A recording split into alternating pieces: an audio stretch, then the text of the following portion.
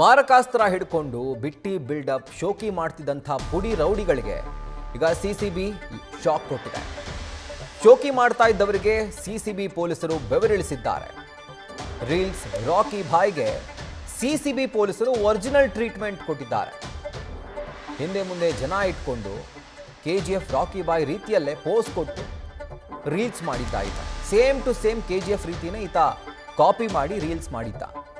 ರೀಲ್ಸ್ನಲ್ಲಿ ಚಾಕು ಚೂರಿ ಗನ್ ಎಲ್ಲವನ್ನ ಹಿಡ್ಕೊಂಡು ಬಿಟ್ಟಿ ಬಿಲ್ಡಪ್ಪನ್ನು ಕೊಟ್ಟಿದ್ದ, ಶೋಕಿ ತೋರಿಸ್ತಾ ಇದ್ದ. ಈಗ ರೀಲ್ಸ್ ಮಾಡಿದಂಥ ರೀಲ್ KGF ಅಥವಾ ರೀಲ್ ರಾಕಿ ಬಾಯ್ ಶ್ರೀನಿವಾಸ್ನನ್ನ ಈಗ ಸಿಸಿಬಿ ಪೊಲೀಸರು ಕೆಡ್ಡಾಗೆ ಕೆಡವಿದ್ದಾರೆ, ವಿಚಾರಣೆ ನಡೆಸ್ತಾ ಇದ್ದಾರೆ. ನಮ್ಮ ಡೀಟೇಲ್ಸನ್ನು ಕೊಡ್ತಾರೆ ನಮ್ಮ ಪ್ರತಿನಿಧಿ ಪ್ರಜ್ವಲ್. ಈಗ ಇಷ್ಟೊತ್ತು ನಾವು ಬಿಫೋರ್ ವಿಡಿಯೋ ನೋಡಿದ್ವಿ, ಅಂದರೆ ರೀಲ್ಸಲ್ಲಿ ಅಪ್ಲೋಡ್ ಮಾಡಿದಂಥ ವಿಡಿಯೋ. ಬಟ್ ಸಿಸಿಬಿ ಪೊಲೀಸರು ಅರೆಸ್ಟ್ ಮಾಡಿದ್ಮೇಲೆ ಒಂದು ಆಫ್ಟರ್ ವಿಡಿಯೋ ಮಾಡ್ತಾರಲ್ಲ, ಅದಕ್ಕೆ ಕಾಯ್ತಾ ಇದೀವಿ ಪ್ರಜ್ವಲ್. ಏನ್ ಡೀಟೇಲ್ಸ್ ಲಭ್ಯವಾಗ್ತಾ ಇದೆ ಒಂದು ಪ್ರಕರಣಕ್ಕೆ ಸಂಬಂಧಪಟ್ಟಂತೆ?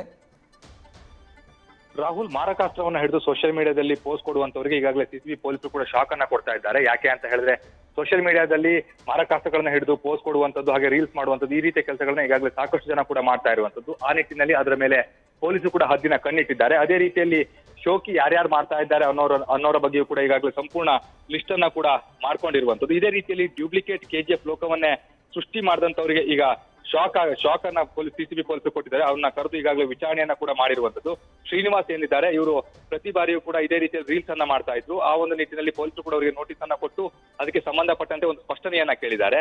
ಯಾಕೆ ಅಂತ ಹೇಳಿದ್ರೆ, ಈ ರೀತಿಯಲ್ಲಿ ಅಂದ್ರೆ ನೀವು ಮಾರಕಾಸ್ತ್ರವನ್ನ ಹಿಡಿದು ಇಲ್ಲಿ ಪೋಸ್ ಅನ್ನ ಕೊಡ್ತಾ ಇದ್ದೀರಾ, ಇದು ಕಾನೂನು ಪ್ರಕಾರದಲ್ಲಿ ತಪ್ಪು ಅಂತ ಹೇಳಿ ಅವ್ರನ್ನ ವಿಚಾರಣೆಗೆ ಕರೆದಂತ ಸಂದರ್ಭದಲ್ಲಿ ಇದು ಯಾವುದೂ ಕೂಡ ಒರಿಜಿನಲ್ ಅಲ್ಲ, ಎಲ್ಲವೂ ಕೂಡ ಡ್ಯೂಪ್ಲಿಕೇಟ್ ಅನ್ನುವಂತ ಒಂದು ಮಾತನ್ನ ಹೇಳಿದ್ದಾರೆ. ಹಾಗಾಗಿ ಆ ಎಲ್ಲಾ ಒಂದು ಮಾರಕಾಸ್ತ್ರಗಳನ್ನ ಕೂಡ ಅಂದ್ರೆ ಡ್ಯೂಪ್ಲಿಕೇಟ್ ಆಗಿದೆ, ಅದನ್ನ ಕೂಡ ನೀವು ತಂದು ತೋರಿಸಲೇಬೇಕು ಅನ್ನುವಂತ ಒಂದು ವಾರ್ನಿಂಗ್ ಅನ್ನ ಕೊಟ್ಟು ಈಗಾಗಲೇ ಸಿಸಿಬಿ ಪೊಲೀಸರು ಕೂಡ ಅವ್ರನ್ನ ಕಳುಹಿಸಿ ಕೊಟ್ಟಿರುವಂತದ್ದು. ಅಂದ್ರೆ ಅವರನ್ನ ನೋಟಿಸ್ ಕೊಟ್ಟು ವಿಚಾರಣೆಗೆ ವಿಚಾರಣೆ ಮಾಡಿದಂತ ಸಂದರ್ಭದಲ್ಲಿ ಅವರು ಯಾವುದು ಕೂಡ ಒರಿಜಿನಲ್ ಅಲ್ಲ, ಅವೆಲ್ಲವೂ ಕೂಡ ಡ್ಯೂಪ್ಲಿಕೇಟ್ ಅನ್ನುವಂತ ಒಂದು ಮಾತನ್ನ ಹೇಳಿರೋದ್ರಿಂದಾಗಿ ಶ್ರೀನಿವಾಸ್ ಅವ್ರನ್ನ ಬಿಟ್ಟು ಕಳಿಸಲಾಗಿದೆ. ಅದಕ್ಕೆ ಸಂಬಂಧಪಟ್ಟಂತೆ ಒಂದು ಸ್ಪಷ್ಟನೆಯನ್ನ ಕೂಡ ಕೇಳಿದ್ದಾರೆ. ಅಂದ್ರೆ ಆ ಮಾರಕಾಸ್ತ್ರಗಳು ಯಾವ್ಯಾವುದು, ನೀವು ಬಳಸಿದಂತ ಎಲ್ಲಾ ಮಾರಕಾಸ್ತ್ರಗಳನ್ನ ಕೂಡ ತಂದು ತೋರಿಸಬೇಕು, ಅದು ಡ್ಯೂಪ್ಲಿಕೇಟ್ ಆಗಿದ್ರೆ ಮಾತ್ರ ನಾವು ನಿಮ್ಮನ್ನ ಬಿಡ್ಲಿಕ್ಕಾಗತ್ತೆ, ಇಲ್ಲದೆ ಹೋದಂತ ಪಕ್ಷದಲ್ಲಿ ನಾವು ಮುಂದಿನ ಕಾನೂನು ಕ್ರಮವನ್ನ ಕೂಡ ಕೈಗೊಳ್ತೀವಿ ಅನ್ನೋದನ್ನ ಕೂಡ ಈಗಾಗಲೇ ಸಿಸಿಬಿ ಪೊಲೀಸರು ಹೇಳಿರುವಂತದ್ದು. ಆ ನಿಟ್ಟಿನಲ್ಲಿ ಅವರು ಅದನ್ನ ತಂದು ಕೊಡಬೇಕು, ಅದು ಒರಿಜಿನಲ್ ಅಥವಾ ಡ್ಯೂಪ್ಲಿಕೇಟ್ ಅನ್ನೋದನ್ನ ಸಿಸಿಬಿ ಪೊಲೀಸರು ಪರಿಶೀಲನೆ ಮಾಡ್ತಾರೆ. ಒಂದೊಮ್ಮೆ ಒರಿಜಿನಲ್ಲೇ ಆಗಿದ್ರೆ ಖಂಡಿತವಾಗಿಯೂ ಕೂಡ ಕಾನೂನು ಕ್ರಮವನ್ನು ತೆಗೆದುಕೊಳ್ತಾರೆ. ಇಲ್ಲದೆ ಹೋದಂತ ಸಂದರ್ಭದಲ್ಲಿ ಯಾವುದೇ ರೀತಿಯ ಸಮಸ್ಯೆ ಅನ್ನುವಂಥದ್ದು ಆಗೋದಿಲ್ಲ. ಈಗಾಗಲೇ ನೋಟಿಸ್ ಅನ್ನ ಕೊಟ್ಟು ಅವ್ರನ್ನ